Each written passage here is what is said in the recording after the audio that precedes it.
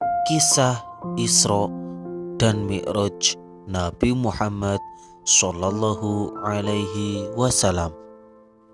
Isra dan Mi'raj dibagi menjadi dua kata, yaitu Isra dan Mi'raj. Isra adalah perjalanan Nabi Muhammad Sallallahu Alaihi Wasallam bersama malaikat Jibril dari Masjidil Haram menuju Masjidil Aqsa, Palestina.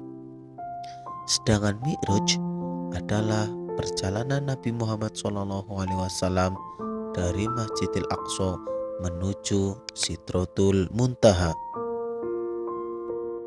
Kisah Isra dan Mi'raj diabadikan di Al-Quran di surah yang ke-17 atau surah Al-Isra ayat 1 yang berbunyi, A'udzu billahi minasyaitonir rajim. Bismillahirrahmanirrahim. Subhanalladzi asra bi'abdihi lailam minal masjidil harami ilal masjidil aqsa alladzi barakna haulahu linuriyahu min ayatina innahu was-sami'ul basir. Allahumma arhamna bil Quran, yang artinya Maha Suci Allah yang telah memperjalankan hambanya Muhammad pada malam hari dari Masjidil Haram ke Masjidil Aqsa yang telah kami berkahi sekelilingnya, agar kami perlihatkan kepadanya sebagian tanda-tanda kebesaran kami. Sesungguhnya Dia Maha Mendengar, Maha Melihat. Dalam perjalanan Isra, Nabi Muhammad SAW dipertemukan oleh Allah dengan berbagai peristiwa.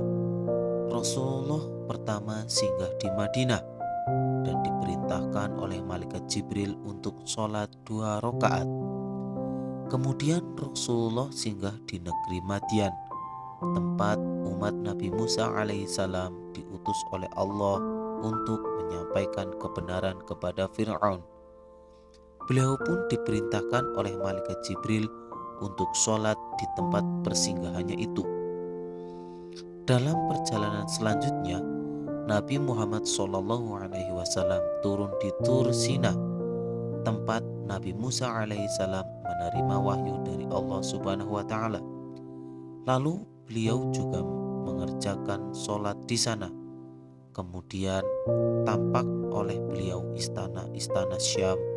Beliau lalu turun dan singgah di Bait Lam, tempat dilahirkannya Nabi Isa alaihissalam. Lalu ia pun melaksanakan sholat di sana.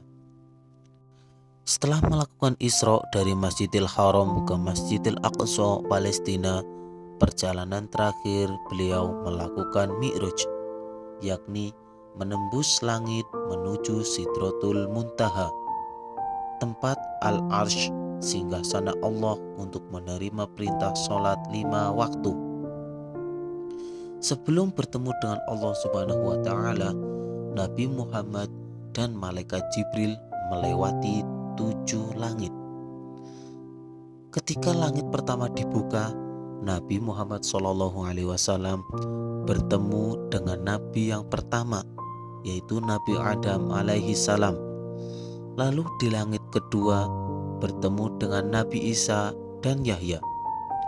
Beranjak ke langit ketiga, Nabi Muhammad SAW bertemu dengan Nabi Yusuf. Setelah itu di langit keempat dan kelima, Nabi Muhammad bertemu dengan Nabi Idris serta Nabi Harun. Naik ke langit keenam, Nabi Muhammad bertemu dengan Nabi Musa. Sampai di langit ketujuh, Nabi Muhammad disambut oleh Nabi Ibrahim yang sekaligus menemaninya ke Sidratul Muntaha. Sesampainya di sana, Nabi Muhammad mendapatkan perintah dari Allah Subhanahu wa Ta'ala untuk melaksanakan sholat 50 waktu dalam semalam.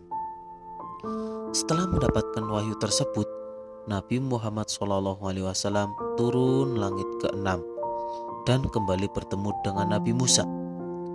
Mendengar Nabi Muhammad SAW mendapatkan perintah sholat 50 waktu dalam sehari dari Allah SWT, Nabi Musa menyarankan Nabi Muhammad SAW untuk kembali ke Sidratul Muntaha dan meminta keringanan.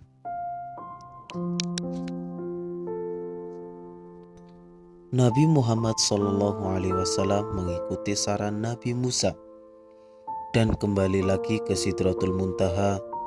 Permohonan keringanan Nabi Muhammad dikabulkan oleh Allah Subhanahu wa Ta'ala dengan dikurangi 5 sholat dalam sehari.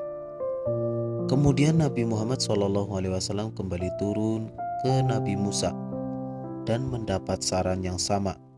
Nabi Musa masih merasa umat Nabi Muhammad SAW tidak mampu mengerjakan sholat sebanyak 45 waktu dalam sehari.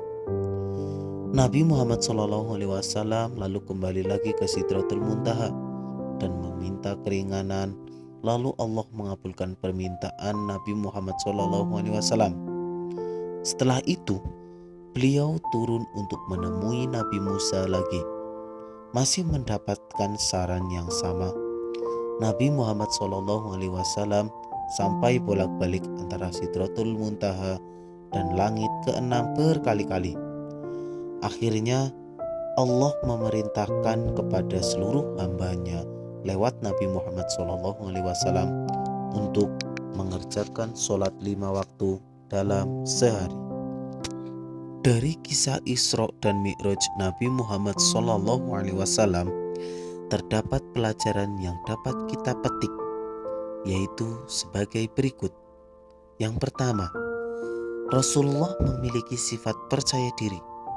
Beliau percaya dan yakin bahwa selama mengikuti perintah Allah Subhanahu wa Ta'ala, pasti Allah akan menuntun dan memberi pertolongan kepada beliau. Maka dari itu beliau selalu percaya diri. Yang kedua, perintah agar umat Islam menjaga sholat. Sholat merupakan tiang agama. Artinya, siapa yang menegakkan sholat, maka bangunan agama Islam akan kuat. Namun sebaliknya, jika kaum muslimin meninggalkan sholat, maka bangunan Islam pasti akan runtuh.